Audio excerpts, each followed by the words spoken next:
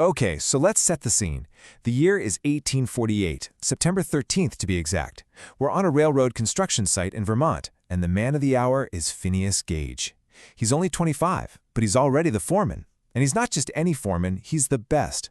The guy his bosses trust with the most dangerous job out there, blasting rock. He's sharp, he's respected, and in just a few moments, none of that is going to matter. It happens in a flash, a moment of distraction, a stray spark from the tamping iron he's using to pack gunpowder into a hole. And just like that, boom! The explosion turns that heavy metal rod into a missile, and it's aimed right at him.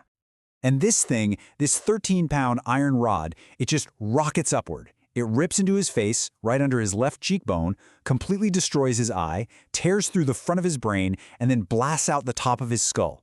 It lands almost 100 feet away, just caked in blood and, well, brain matter. But here's the thing that changes everything. Phineas Gage wasn't killed. Not even close. In fact, he was conscious.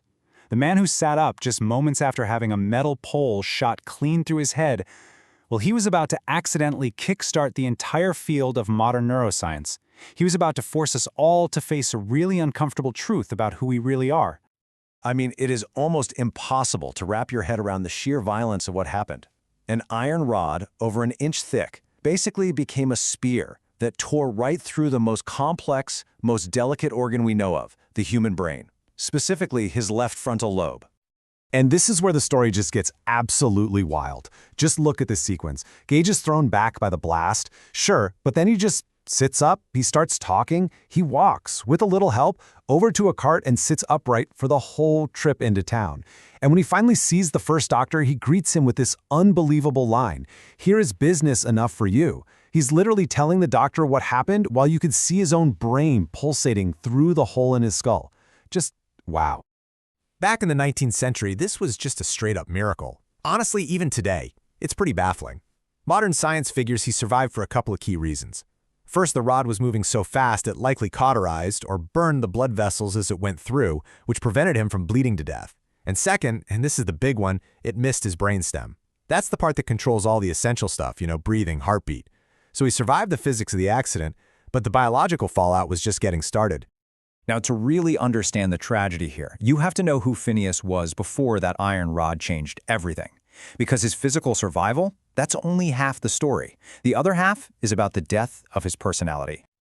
Dr. John Harlow, the doctor who cared for Gage long-term, gave us the best look at the man he used to be.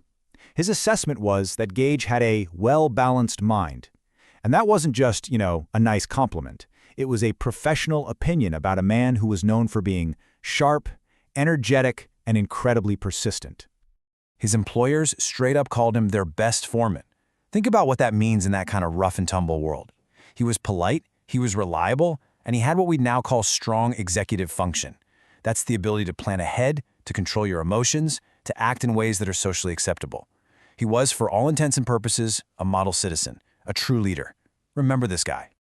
So after a really tough recovery, he almost died from a nasty infection, Phineas was physically healed. He could walk, he could talk, he was ready to get back to his life.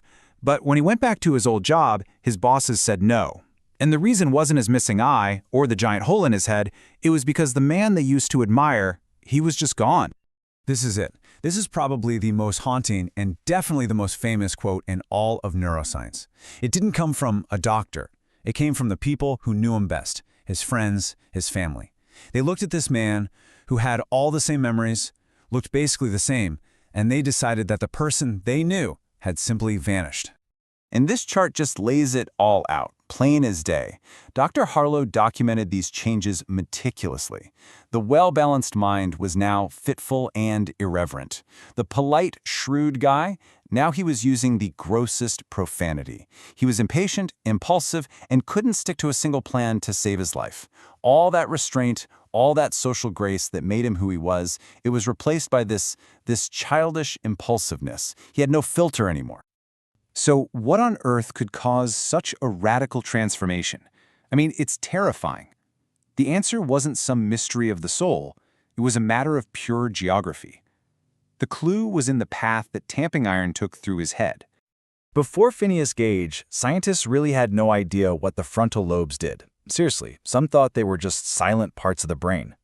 Gage's tragedy became science's biggest breakthrough. He was living proof that this part of the brain is the very seat of our personality. It's the CEO. It's what lets us plan, what moderates our behavior, what controls our impulses. You could think of it like the brain's braking system. And Phineas Gage had just lost his brakes. Phineas actually lived for another 12 years. He mostly drifted, couldn't really hold down a job. He did spend some time driving a stagecoach down in Chile, which is a pretty structured job, so that suggests he might have regained some of his old self over time, which is a pretty amazing testament to the brain's ability to adapt. But the damage was permanent. The scar tissue eventually caused severe epilepsy, and he died in 1860. He was only 36. Years after he died, Dr. Harlow, knowing how important this case was, actually convinced Gage's family to have the body exhumed. He recovered the skull and that tamping iron, which, get this, Phineas had supposedly carried around with him for the rest of his life. Today, you can go see them. They're basically two of the most important artifacts in the history of medicine. So what's the big takeaway from this story from over 170 years ago? Phineas Gage taught the world something profound, and frankly, a little unsettling. Our self, our personality, our sense of right and wrong, our very identity, it's not some magical floating spirit. It's physical. It's biological. It's rooted in the tissue of our brain. A few ounces of gray matter is all that separates the person you are right now from someone completely different.